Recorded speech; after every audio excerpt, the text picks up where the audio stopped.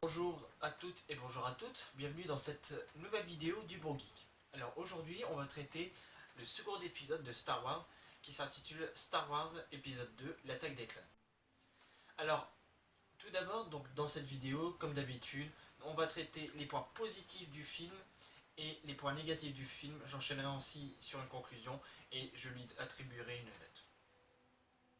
Star Wars l'attaque des clones, donc c'est le second épisode de la trilogie, de la seconde trilogie de George Lucas. Elle a été réalisée donc par George Lucas. Elle a été produite en 2002. Au casting, on peut y retrouver Ewan McGregor, Natalie Portman, Ian McCarty, Hayden Christensen et Samuel L. Jackson, ainsi que Christopher Lee.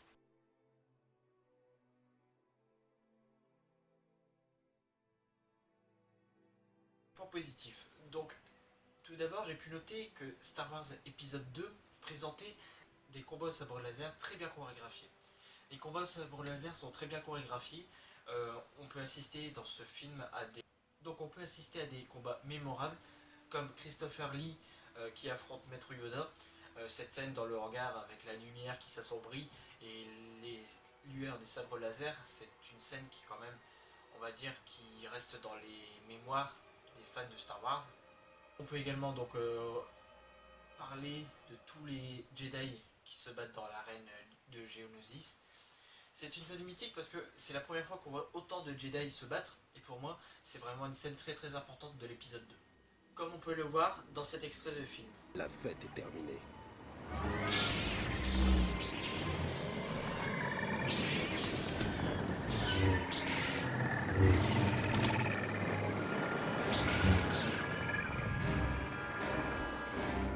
Bravo pour ce vaillant baroud d'honneur, mais vous ne serez jamais assez nombreux. Il est évident que cette querelle ne se réglera pas sur notre seule maîtrise de la force, mais bien le sabre laser à la main.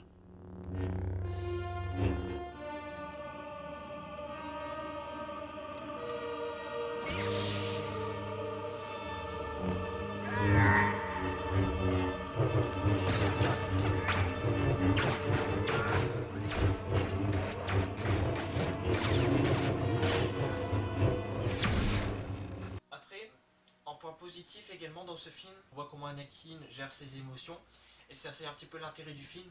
Ça fait l'intérêt du film dans le sens où on voit que Anakin ne se sent pas bien, qu'il est traumatisé par les cauchemars qu'il fait. On peut également voir que la difficulté avec la relation avec Padmé, on peut voir donc dans Star Wars épisode 2 que Anakin est tourmenté donc par Padmé, par sa mère, et également par sa relation avec son maître Jedi. Il considère que Obi-Wan Kenobi ne le traite pas comme il devrait. Et tout ça, ça fait un petit peu l'intrigue de cet épisode 2. Comme nous le montre cet extrait. J'ai toujours su tout réparer. Je peux tout arranger. Pourtant là, je n'ai pas pu.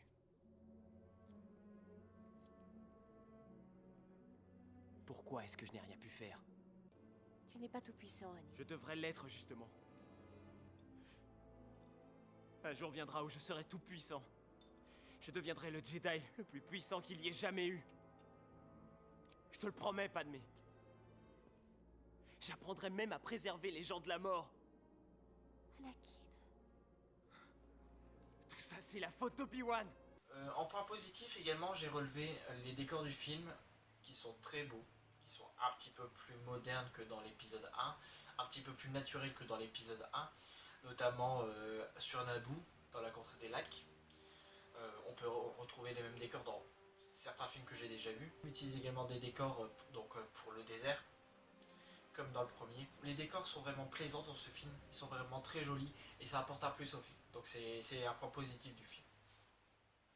Ou, comme nous le montre cet extrait tiré du film Star Wars épisode 2.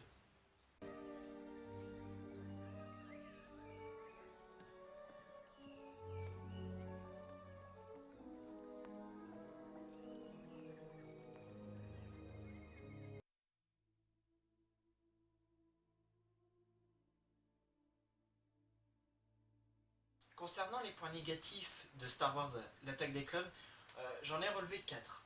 Tout d'abord, on peut parler que la romance entre Anakin et Padmé, je trouve qu'elle est mal interprétée, elle est mal jouée. De plus, les acteurs surjouent et certaines scènes sont clairement inutiles dans cette romance. Je pense notamment quand ils se roulent dans l'herbe du champ sur Naboo. Sincèrement, c'est une scène inutile et c'est une scène qui ne fait pas honneur à la saga Star Wars. On aurait pu avoir une meilleure scène et éviter du blabla pendant quelques minutes. Sincèrement, voilà, c'est une scène qui est dommage dans un bon film Star Wars. Comme nous le montre cet extrait.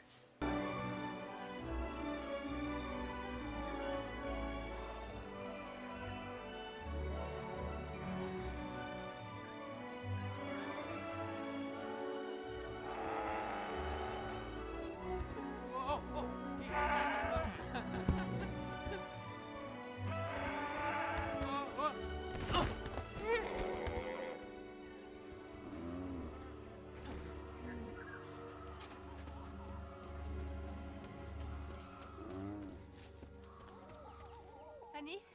Annie, tu t'es fait mal?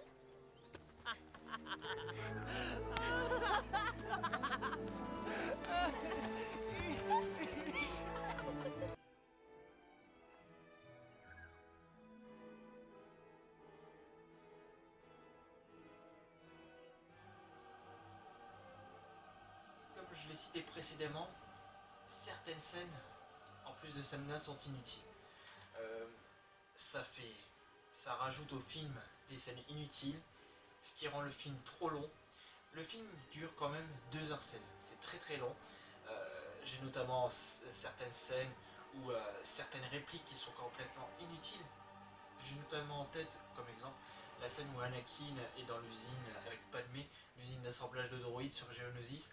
Et ça, c'est une scène qui peut être carrément enlevée du scénario. Je veux dire, ça n'apporte pas un plus ni un moins de savoir que Anakin et Padmé, ainsi que C-3PO et R2-D2, se sont retrouvés dans cette usine. Ou comme nous le présente cette scène.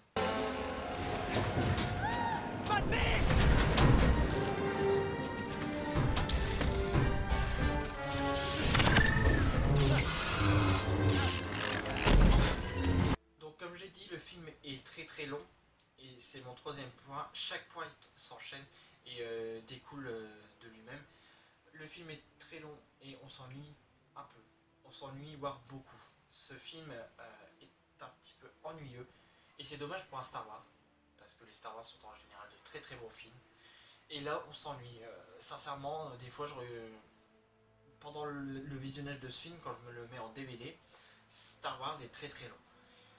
Il y a beaucoup de scènes, il y a beaucoup de choses qui peuvent paraître inutiles, qui sont inutiles. Et ça pêche un petit peu au niveau du rythme du film. C'est ça le désavantage. Et s'ennuyer pendant un film, en général, c'est pas très bon. Il manque de rythme. Le rythme est pas trop calculé. Bah, il n'est pas calculé du tout. Il y a des creux et on s'ennuie. Sincèrement, moi je me suis ennuyé pendant ce film. Et c'est rare que je m'ennuie pendant un Star Wars.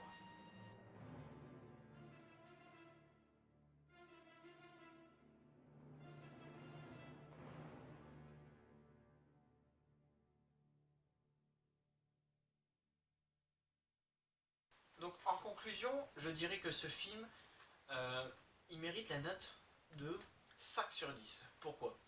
Alors tout d'abord, comme je l'ai dit, il y a des points positifs.